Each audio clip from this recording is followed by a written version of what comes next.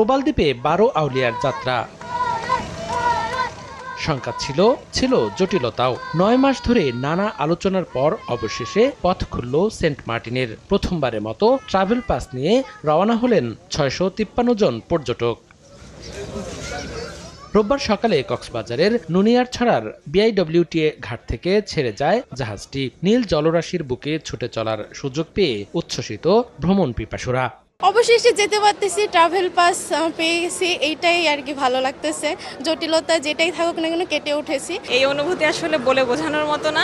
আমরা যশোর বিজ্ঞান ও প্রযুক্তি বিশ্ববিদ্যালয় থেকে এসেছি। খুবই ভালো লাগতেছে যে এত রেস্ট্রিকশনের মধ্যে দিয়েও আমরা আজকে প্রথম দিনই যেতে পারছি। যদিও এদিন 3টি জাহাজ ছাড়ার পরিকল্পনা থাকলেও ছেড়েছে কেবল MV-12 আউলিয়া।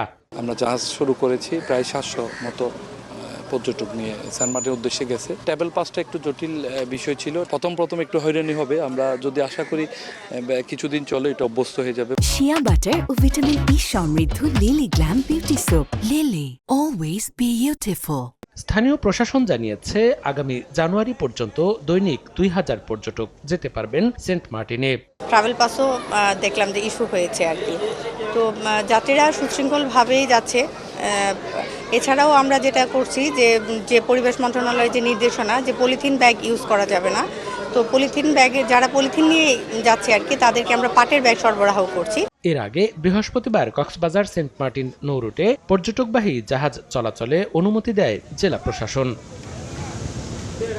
সময় সংবাদ, কক্সবাজার।